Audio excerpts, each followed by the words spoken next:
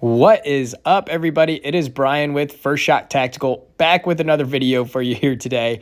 And today we are going over the Streamlight Protac Rail mount flashlight that you can pick up. So let's go ahead and get this unboxed and see what all comes with it. So first thing, let's go ahead and get it out of the package here. Pretty standard, comes with the actual flashlight, as we can see. We'll move this here, and it does come on a mount. So this one is a 1913 rail mount that comes on it. And then we do have two batteries.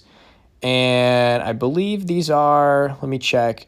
Yeah, these are both CR123 batteries. So that's pretty standard for all Streamlight, the different TLR series. So nice it's using the same batteries. Other things it comes with here is, and we're going to be using this here, is the pressure pad to mount on your AR or whatever gun you're using. So that way you can have a momentary on or an all on. It'll just replace this back end cap. So you do have the option. You can use the pressure pad or the just button. But again, we're going to be putting that on here in a sec. And then we get a little bag of goodies here. Looks like some zip ties as well as the mount to put it on your rail on top, which we are going to be using as well. So yeah, comes with enough stuff to get it all on. And then obviously a little instruction manual. Oh, looks like we get a sticker here as well, but that's it as far as the unboxing. Let's go ahead and get this laid out and let's get moving. First thing first, always make sure your gun's clear before working on it here. And we are using this Aero Precision AR15. Have some other videos on this on the channel. So we're going to be mounting it to this. And this that comes with it, the mount is a 1913 pick rail mount. So this is M-LOK on here. So in order to mount this on, we are going to have to use an adapter. So I also purchased the M-LOK Magpul polymer rail section. So it basically converts M-LOK into the 1913 pick rail. So go ahead and play with this, figure out where you want your flashlight mounted. But I'm gonna go ahead and quickly get this mounted on here, and then we're gonna be able to install the light.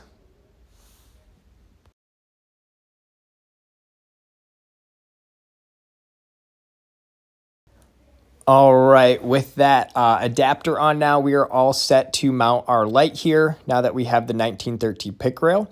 So you just line it up, and I chose to mount my flashlight about even with the handguard, so that way the muzzle brake isn't blowing all that gas over the light.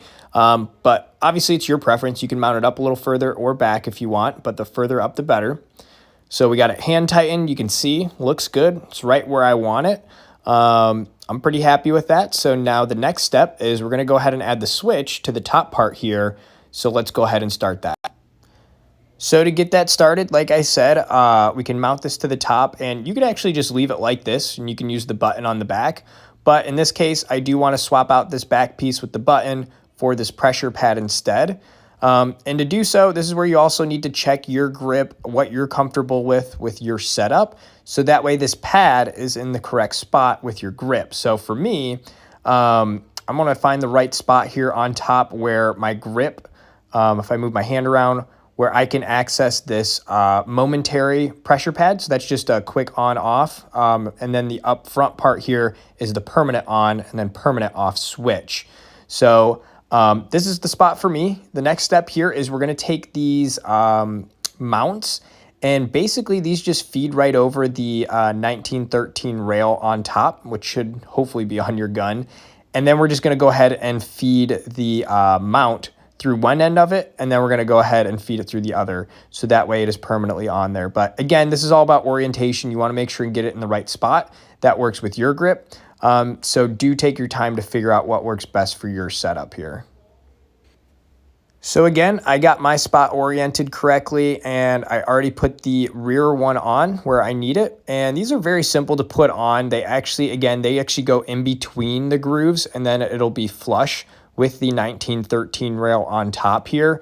So yeah, these just go right in between here. It almost reminds me of a Magpul M-LOK 1913 rail cover. And then as you can see, it'll just kind of feed these little grooves around the bottom part as well to keep it on. And there is actually a little spot for the cable to go through, which we're going to use later. So just a heads up there. So now at this point, I'm ready to mount the front one with the switch as well.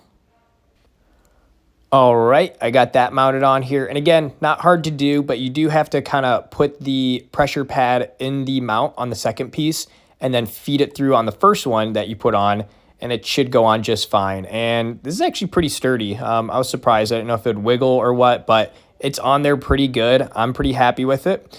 So now the next thing is we're gonna pop off our other just button that was on our flashlight, and we're gonna go ahead and change it to this one that's connected to the pressure pad, so that way it will activate it. And bear with me on this part here. I did have to undo the light because the cord would have been tangled when I screwed it on, so just a heads up there. But now that I got it all oriented correctly, you can see the next step that we're gonna have to do is cable management.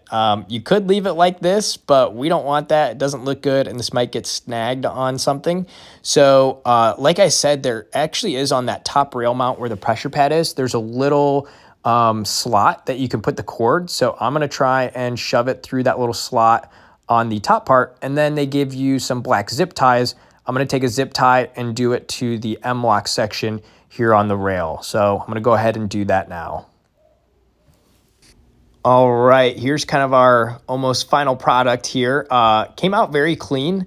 As you can see, I got that cord mounted through that top mount here, through the little section that I mentioned on that the mount for the pressure pad. And then I used 2 zip ties that were provided to secure it to the rail. And you can actually orientate this around on the back of it. So just a heads up there to make sure that it's all right. But yeah, I used 2 zip ties there, secured it to the M-lock rail. Here's a little closer look at it. It's just a heads up. And yeah, in general, you just want to make this look clean so that way it doesn't snag on anything as well. And I think this kind of does the job. So now I have a good grip here. I can use the momentary pad as well as the permanent on-off button here, and it's very accessible with my grip. So there's the momentary on-off switch. And then up front, this one has the solid click on and solid click off. Pretty happy with it. I think it's pretty awesome as far as the setup and where it goes with my grip. Again, it's going to be all user preference for what works best for you. And again, at the same time, I did mount my light a little bit further back, but if you have like a suppressor or something like that, you might want to put it a little bit more forward. But for my setup here, this is going to work just fine. So there you have it. That's how to install and also put on the pressure pad switch on the top here. For this, again, if you're going to install it without the pressure pad, it's a lot easier to do. A little bit more to getting the pressure pad on, but not too difficult. Hopefully this video is helpful in that sense. If you have questions, let me know down below in the comments. Got a bunch of other videos up on the channel. Like and subscribe. And until next time, have fun shooting, and we'll see you soon. Thanks, everybody.